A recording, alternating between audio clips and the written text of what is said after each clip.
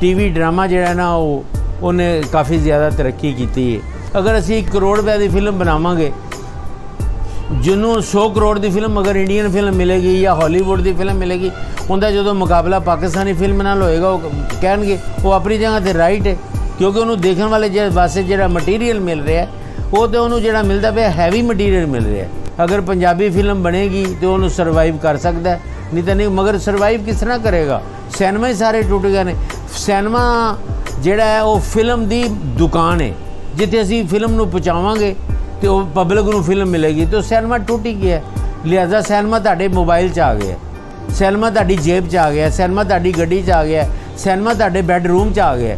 जिहड़ी चीज़ तुसीं सिलैक्ट करदे जे 100 चैनल चल रहे तुसीं वेख रहे जे, ते फिल्म जिहड़ी वो फ्री देख रहे जे।